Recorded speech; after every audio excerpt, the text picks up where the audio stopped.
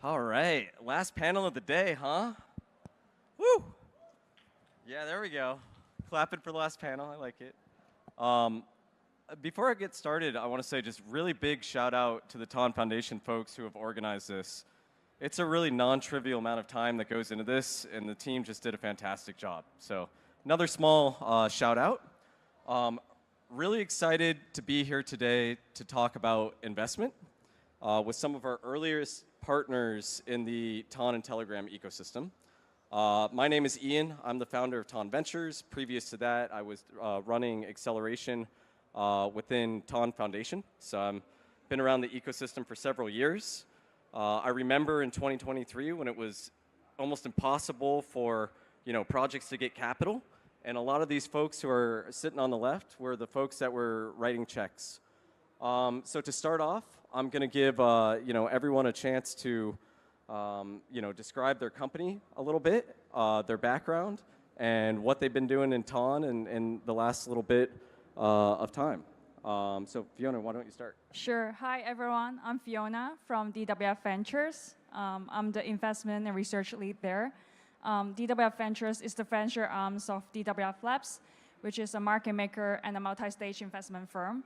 Our firm is split into a couple areas. Of course, like most people will notice like market making is our bread and butter. But apart from that, we have the ventures and incubation arm. We are incubating projects and doing investments. At the same time, we also have a very big ecosystem team. Given currently our portfolio is over 700 right now, and it's still building, it's still growing as well. In terms of Ton, we have been supporting Ton since like 2022.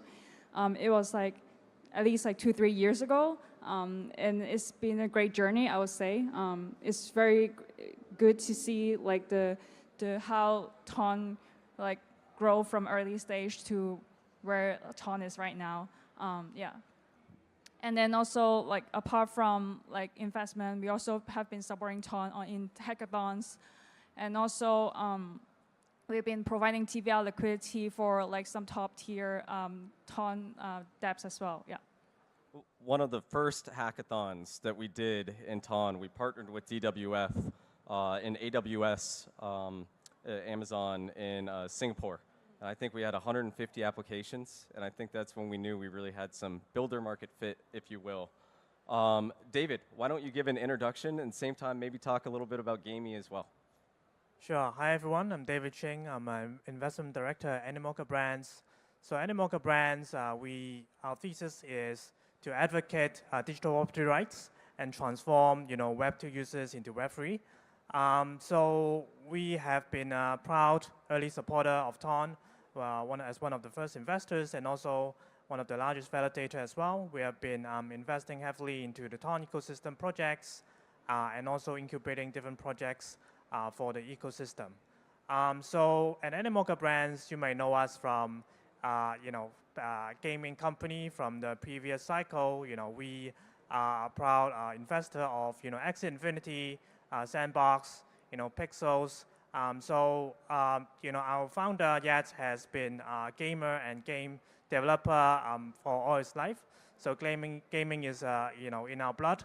But we have been also diversifying and focusing a lot of other social consumer dApps as well, and other areas.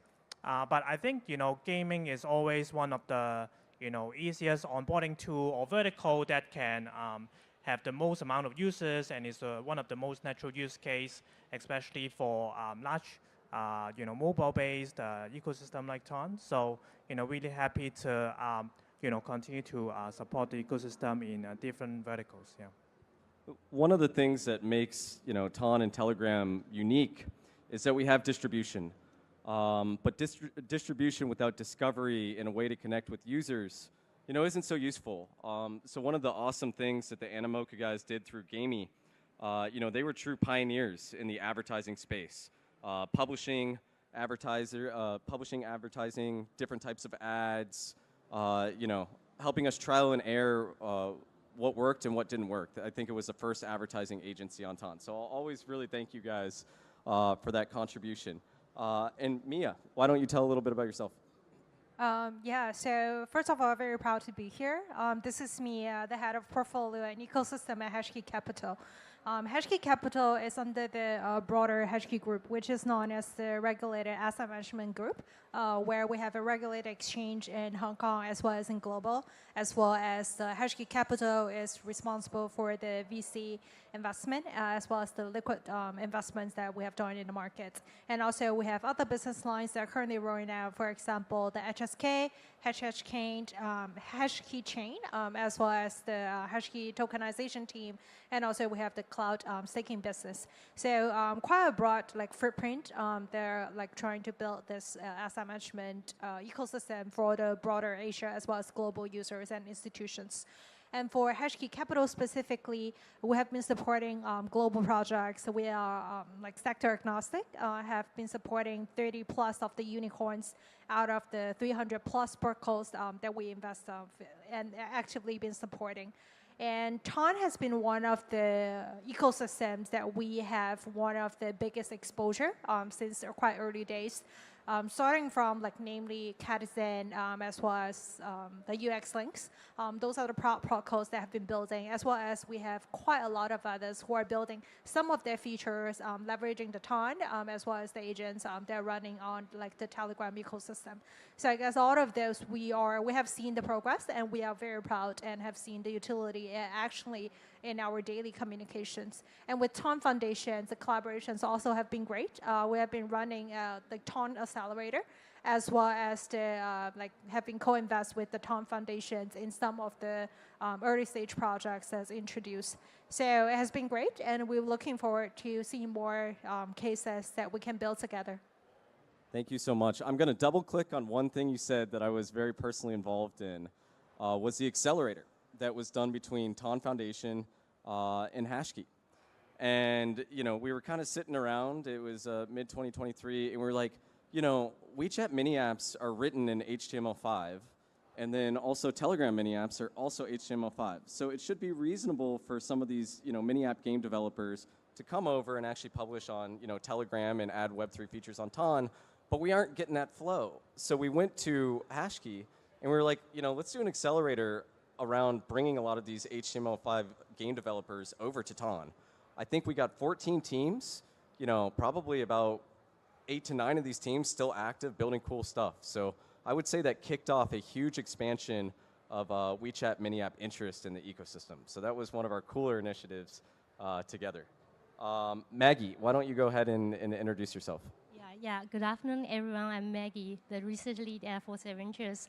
I was a blockchain developer, and now I'm investing in crypto projects, especially infrastructure type projects.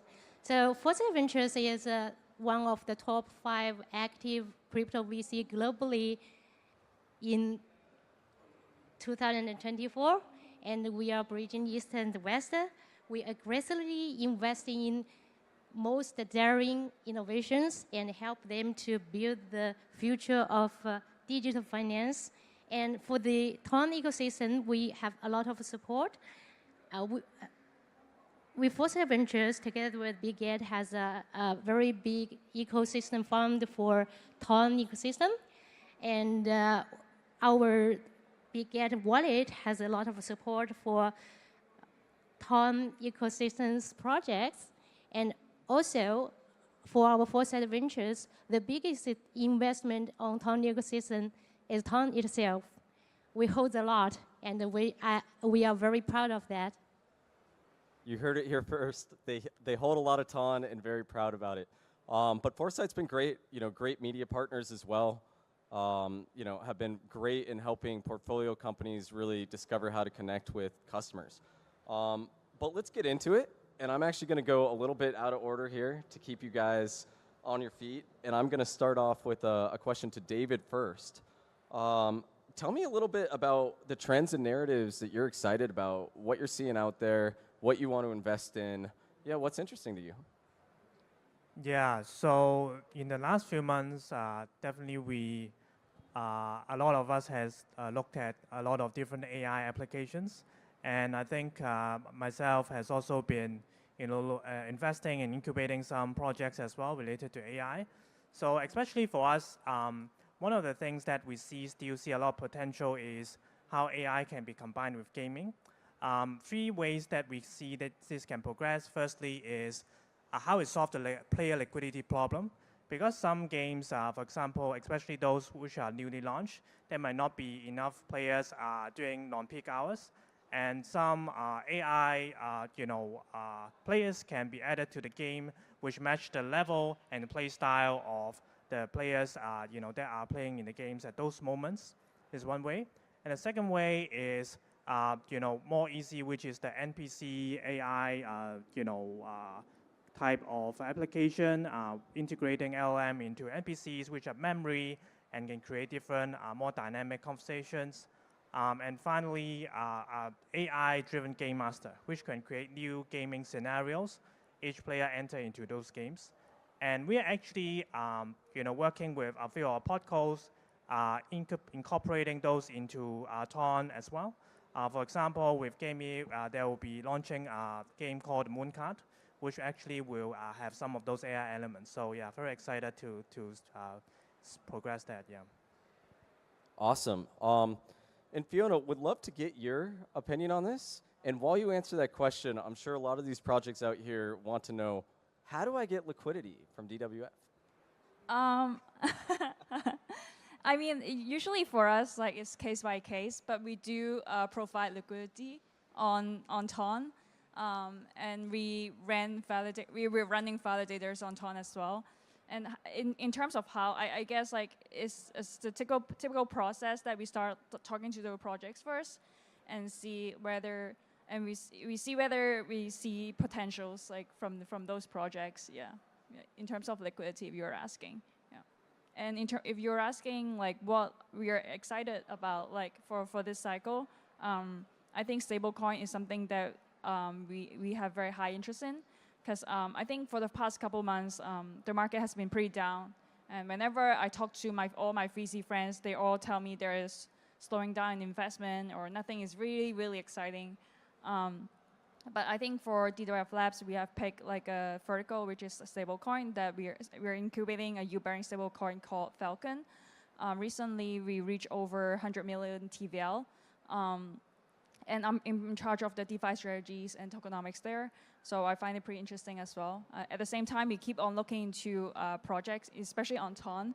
Especially like last month, Ton, actually no, 2 months ago, 3 months ago, Ton made a very big news that like Ton is tying up like exclusive partnership with like Telegram. This is very huge, and this is a very great news for Ton. Why? Because like previously when I talked to like a lot of mini apps projects in the space, a lot of them are actually not Ton exclusive. Like they could be like a mini app game, but building on top of Bera or Monet. But then after this exclusive partnership, like a lot of traffic will actually flow back to Ton. Yeah, that's what I think. Yeah, and I do think that like Ton actually start the narrative. Like Ton actually start the mini app narrative, and it's good that it stay there. Yeah. Love that mini app narrative. I always like to say, if you want to build real Web3 businesses, do it on Ton and Telegram, where you have access to a huge amount of customers that will pay. Mia, a slight difference in the question to you. You have one of the hardest jobs in the Web3 industry as head of portfolio. So you make the investments, but also it's your responsibility to make sure that the capital is being used efficiently, that the teams are well run, these type of things. Your portfolio, have you seen a lot of pivots from these founders into more popular narratives? Or what advice would you give a team that is, making a pivot to maybe chase a narrative? Yeah, great questions. Like pivots, probably these things that we have seen the most out of the protocols that we have done in terms of the strategic decisions that they've made throughout their whole project's life cycle. So I guess I feel like the capability of pivoting as well as to execute at a speed level is almost a must-have for all the founders as well as the strong founding teams that's required to succeed.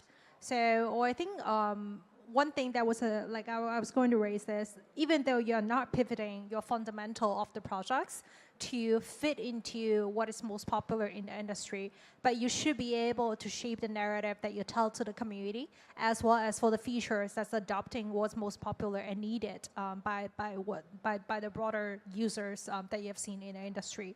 And I guess on the other end is, even after you pivot, you should be able to hold something, the core capability at the team. Otherwise, you would just keep chasing what is hyping, and like after a few cycles, you have nothing left.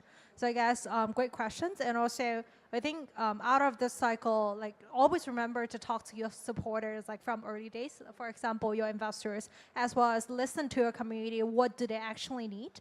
That is going to be the golden guidance for you to choose, like what is the path going forward. I love that. And I got a bonus question for you. Number one mistake that you've seen founders make, especially maybe young founders, treasury management, something else, what would that mistake be? Well, that almost turns into a question as like, what are the top like failure reasons that we've seen?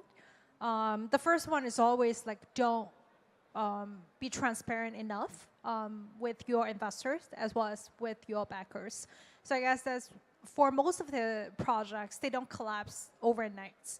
It takes them months, even years, to walk towards the stage where they felt it's no longer possible to turn over. And during this whole period of time, you could have leveraged help from your investors as well as your community. And let's try to work together and like move things to the right directions. But instead of going to your investors like 1 month before and telling us that you're running out of cash and asking us to inject extra capital, and like not only from investment perspective that wouldn't make sense, but also on the other hand, also don't give us enough time to find you the right resource that could potentially support you to walk longer in the industry. Thank you for that. And Maggie, would love to hear your thoughts on interesting trends and areas that Foresight is focused on. Yes, we are very interested in the payment type project. Yes, as we can see from 2024's data, stablecoin actually make a big progress in daily payment. It has already occupied more than half of the transaction on chain. That's amazing. And yeah, we are very interested in payment section, and we think Ton blockchain has very big advantage doing that, because we have Telegram 1 billion users. Yes, so so I believe crypto payment will be widely used in the future, providing us inclusive finance. Yes, and I hope we can see that on the Ton ecosystem, on the Ton blockchain, that the payment will be, I mean, it will happen. This scenario will be happen on Ton blockchain. I love one of the words you used, or one of the phrases you used. You used the term inclusive finance. Yeah. This is what gets me out of bed to the keyboard in the morning. I love the idea that we actually are banking the unbanked. We're giving people who don't have access, you know, for whatever reason, to a bank, and as part of a product extension to Telegram, they now have financial services. It's really cool. Yes, right. We did a lot of research. We find that in the world, there's a lot of people, unbanked people. They really need finance services, and that's what we can do. Besides that, crypto payment can make cross-border payment faster and cheaper. And also, I think there's some area still have currency exchange problem at those restricted economy. Yes, crypto can also help to solve that problem. Yeah, 100%, and I appreciate that. It should be on Ton. Fiona, next question is for you. this is a tough question. A lot of tokens are coming into the market, but if the amount of capital coming in the market does not outpace the amount, of tokens coming in the market, tokens go down, right? Yep. So what is the how do we fix this problem? Is there an ecosystem player that has responsibility to, fix this problem? What's your take on this? This is an interesting question. So the way I think of it is that I do think that more discipline is needed in the crypto space, especially like a lot of people are randomly launching token, or a lot of projects are just building for like 2-3 months and they want to launch a token immediately.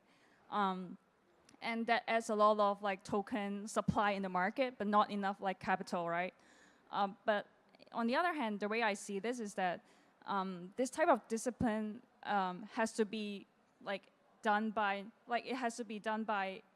it's not just done by one party voluntarily, like not launching token. It has to be like the whole community have the consensus of not doing it, right? Because like after all, crypto is like an open market. Like blockchain supposedly is built for permissionless, right? So we're like, apart from regulators, like normal people like us are not supposed to enforce anything or to stop anyone from launching token or buying or anything, right? But I think the community should have a consensus that, okay, if a project like or a token launched today is really not that good. For example, they don't have any product, they just build a deck and then just launch a token, or having no real utility. I think the community should not like buy those tokens, or should avoid buying too much of them, right? And then after that, the creators won't be incentivized to launch so many tokens like this in the market. Because if no one is buying the tokens, they don't have the incentive to launch the token from the first place, right? So I think like the community also have the responsibility for that. Like I think it's a bit of like a human nature observation as well. Yeah, yeah. Because if you ask someone else not to launch a token, I doubt if they would do it, because a lot of people, like unfortunately in crypto, would prioritize their own benefit over like the community, or prioritize the benefit for the whole industry. So I think like the community or the retail should be the judge, like they shouldn't like buy those tokens in the first place, and then like slowly, then like I think those tokens will be washed out. Yeah. I agree. I think in the coming years, it's important that, everyone sitting out in this audience, we make the ecosystem a little bit better every day. 1% every day. We do things a little bit more ethically with a long-term vision every day. And I think if we get to that stage, our ecosystem's going to look pretty good. I'm going to go with a slightly different question set now for David. I'm going to give him a chance to brag a little bit. I've been an investor for a long time. Tell me about one of your favorite investors or investments that you've made yourself personally or at the Animoca level, and then maybe something you've learned during the process of making that investment. Yeah, so, there's a lot of, favorite investment and successful investment, but I think, want to, put a bit more emphasis to, some of the projects that we invested in the Ton ecosystem today, because I think it's more relevant for everyone as well. And, so let me talk a bit about the gaming story, because I was also very involved in the project. Actually, we have invested in the project quite a long time ago. They have been building, this is a small team based in Prague, so because we are very connected to the gaming space at the time, so they are actually, very dedicated, motivated and passionate team. So they keep shipping, products, and they are also one of the first projects to start building on Ton as well, because they see the potential of the large, close to 1 billion user base, and also the potential of the user data that can support the ecosystem and the growth for the future as well. So now they have grown to almost several million kind of DAUs. They keep shipping products. They keep incorporating new technology like AI. So I think the one thing that I learned from them as well is that they keep building right through the ups and downs of the cycle, because we have invested in them for many years, and they have never stopped, even though the market, has been good or bad. So I think that's definitely one of the key characteristics we look for in teams as well. Team that keep building, focus on the community, and keep hustling, no matter what the market do. Yeah. Awesome. That panel went really fast. We're at the end of it. Some words I want to say for the aspiring builders out there. Definitely give Ton a look. We'd love to talk to you. Play long-term games with long-term people. Always keep a really long-term attitude when you're approaching the blockchain space. And with that, I believe we're done with Ton Day. And if you would give our awesome panelists a round of applause, be highly appreciated.